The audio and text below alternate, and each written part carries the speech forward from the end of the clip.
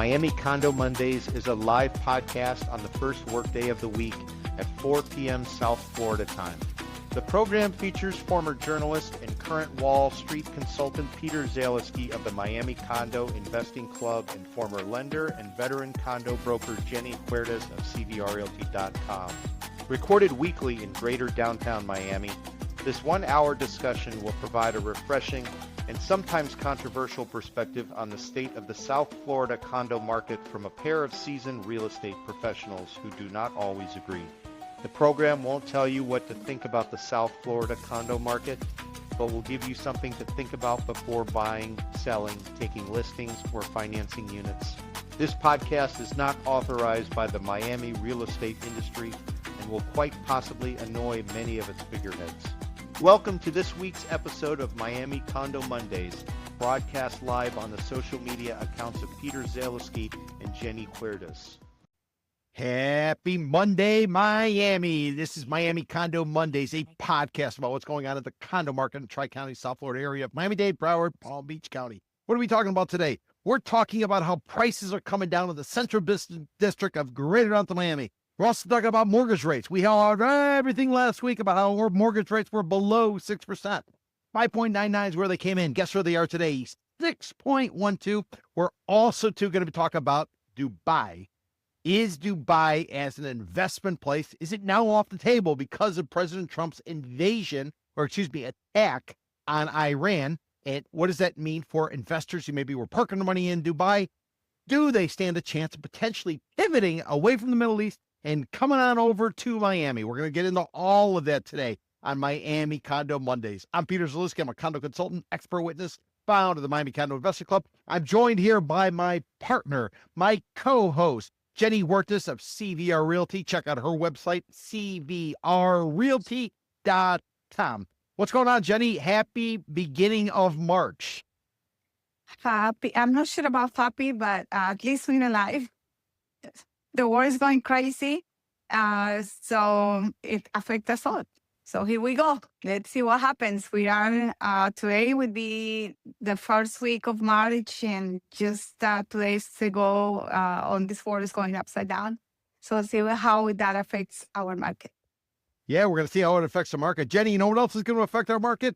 If you're a seller, you got 60 days. Come May 1st, humidity, heat, and you're on the forefront of hurricane watches. It's all coming. So if you came into this winter buying season and you were feeling the pain, the pressure, the cost of living in a condominium because of all the legislation that went into effect after the Surfside condo collapse, you got 60 days to find a would-be buyer, because if you don't find them with a shiny object and a very attractive price by May, Jenny, not a lot of reasons to be coming to South Florida, a lot of reasons to avoid it. Why wouldn't you go to the Hamptons? Why wouldn't you go to Europe? Why wouldn't you go elsewhere? Why would you come into Miami? And if buyers aren't coming to Miami, who are these confident sellers, condo sellers who are cash strapped? Who are they going to be selling the units to?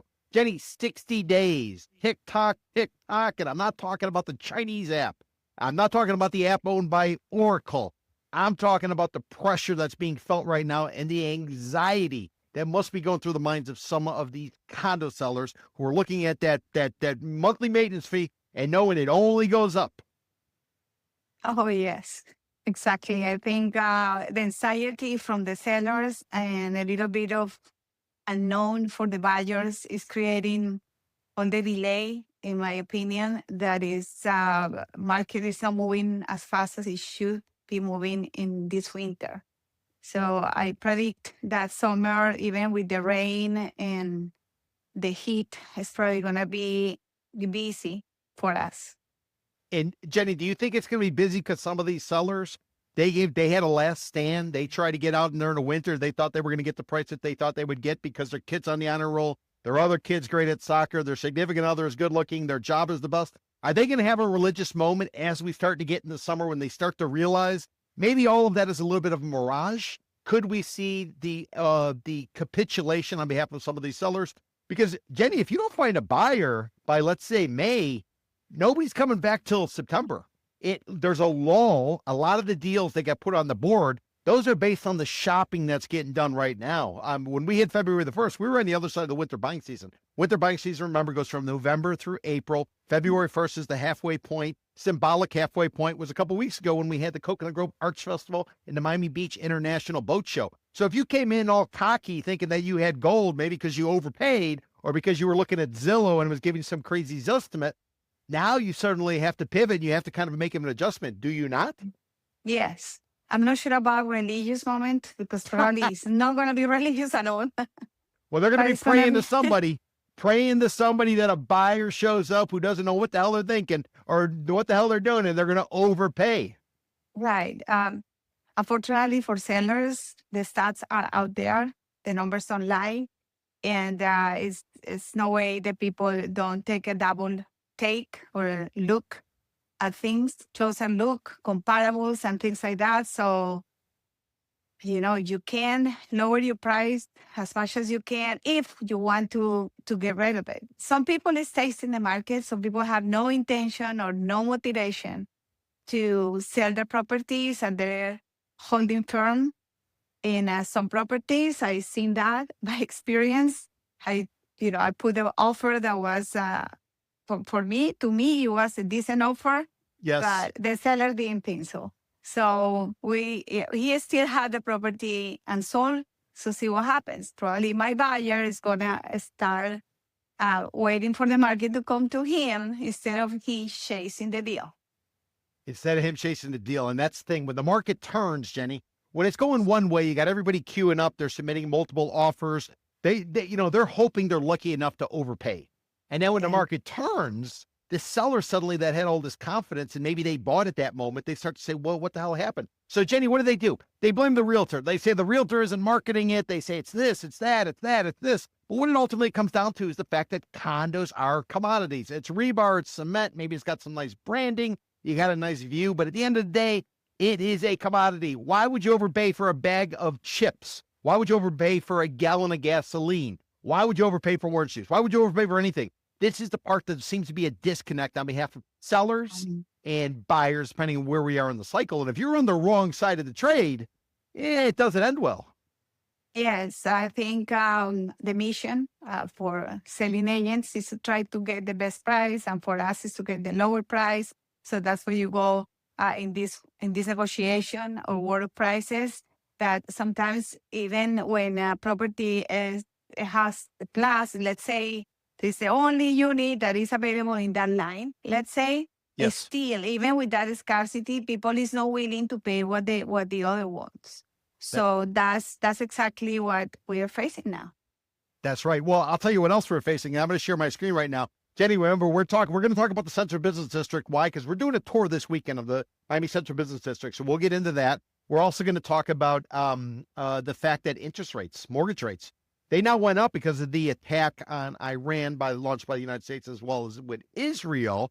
And then we'll talk about Dubai. How is Dubai going to be effective? Because remember, that is a destination for a lot of foreign money, a lot of foreign investment. Does that money suddenly say, you know what, Dubai, you no longer are what I thought you were because you could get bombed? And maybe I head to Singapore or maybe I head to Miami. So that's something we're going to talk about, Jenny. But before we do, you know what I want to show you? I want to show you our story that came out on Sunday. And I put out a Miami Condo Market Intelligence Report. Been doing it since 2007. Jenny, here's the headline. Miami condos face more headwinds as foreign passenger traffic drops.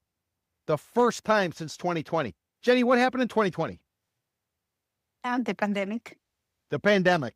So we have been on an upward trajectory at Miami International Airport for foreign passenger traffic. You know what happened? The first time since the pandemic, we actually have year-over-year drop in foreign passenger traffic. Let me show you the numbers real quick. We published this yesterday. I'm scrolling down if anybody wants to sign up. Oh, there we go.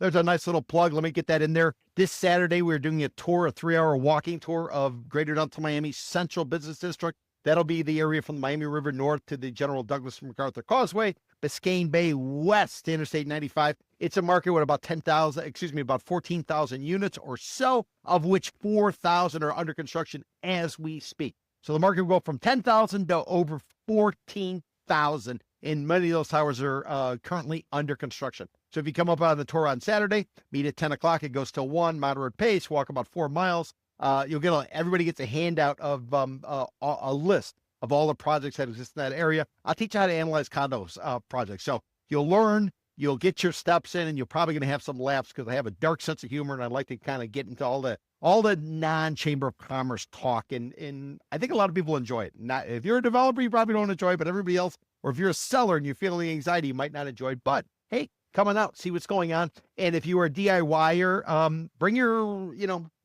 welcome to come on your own. And if you're somebody working with an agent, bring your agent along. We don't care. If you're a listing agent, come on down. We'll show you what the buy side is sort of thinking. If you're a regulator, if you're a lender, or anybody like that, everybody is welcome. I'm not selling you anything. We're going to help you to understand what's going on in this condo market. Been doing it since December of 2013.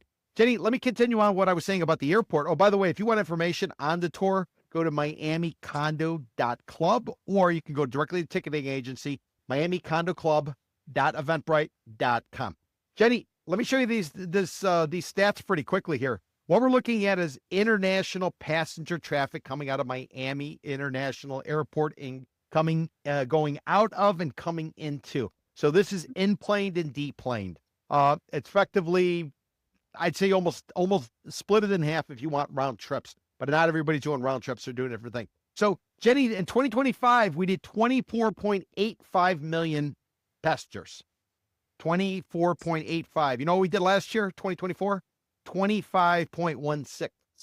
We lost, Jenny, 314,000 people coming through Miami International Airport. What we do the year before that, 23.2 million.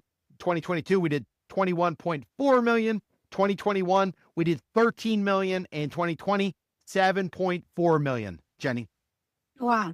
Big change. So we've seen a pullback in foreign traffic. And I've been telling people, listen, you got to factor in the idea that you could have a chilling effect based on the U.S. immigration policy.